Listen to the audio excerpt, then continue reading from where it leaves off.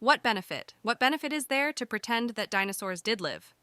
Serious question. Unlike aliens, which would prove we are not alone in the universe, would prove we don't need fossil fuels or even electric as they would use free energy, dinosaurs wouldn't mean a thing to us. If dinosaurs were never here, the Jurassic Park movies wouldn't have been made.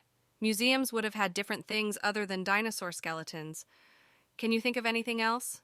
I guess all the people mentioned before would be out of a job, but I can't see all those people in those jobs all around the world working for different countries, all being paid to lie to us. So there's no benefit in faking dinosaurs. Now, one of the debunkers' arguments is that there were no bones found before 1800s. The establishment of the first modern museum is often attributed to the British Museum in London, England.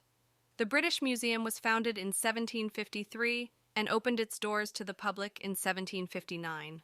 While there were collections and displays of various artifacts and objects prior to this, the British Museum is considered a pioneering example of a public institution focused on the systematic acquisition, preservation, and display of a wide range of cultural and historical artifacts. So if the first museum was around the time people started using dinosaur bones in those museums, why didn't we know about them before? It's a fair question, but with a really simple logical answer. No one cared. Let's say you was back in the 1600s, you're old plowing your field, and you come across a huge set of bones. What do? First thing is to look on the internet to see what it is. No, that's silly because they didn't have internet in the 1600s. Well, then they would have phoned a friend. Don't be silly. No phones. They could have sent a telegram to someone to tell them. But wait, the telegram came along in 1844, a few hundred years after you found the bones. Maybe they could have wrote a letter.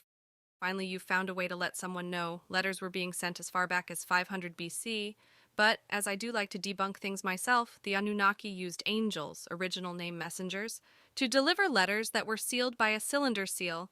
This predates mainstream but thousands of years. The letters were either on clay tablets or papyrus paper. Parcels were also sent using a messenger. Sadly, because Hebrew translated the word messenger to angel, the poor messengers are only remembered by people like me that read the original texts and not the Hebrew copies. You now have a way to tell the world about your dinosaur bones you found, so you send a letter to... If you're lucky, you know someone that is an archaeologist. In ancient Mesopotamia, a foundation deposit of the Akkadian Empire ruler Naram Sin, ruled c. 200 BCE, was discovered and analyzed by King Nabonidus of the Neo-Babylonian Empire, c. 550 BCE, who is thus known as the first archaeologist. It's amazing how Mesopotamia had everything first, almost makes you think the Anunnaki were aliens and taught us all this. Great, your friend got your letter and is excited to see the bones, but in the 1600s he wouldn't have been paid to look at bones. The first museum was a few hundred years later. He could have took them to a circus, a traveling show, and charged people to look at them. He could have told a newspaper about the bones. The oldest direct handwritten news sheets circulated widely in Venice as early as 1566. These weekly news sheets were full of information on wars and politics in Italy and Europe. The first printed newspapers were published weekly in Germany from 1605. It's possible he did, but we don't have every newspaper from every country since the start of newspapers.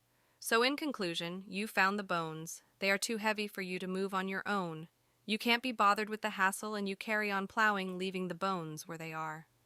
Debunkers say that bones in museums are fake and not original. The first museum to prominently display dinosaur bones and fossils was the British Museum, now known as the Natural History Museum, in London, England. The museum's origins can be traced back to the late 18th century, but it was in the 19th century that it became a prominent institution for the display of natural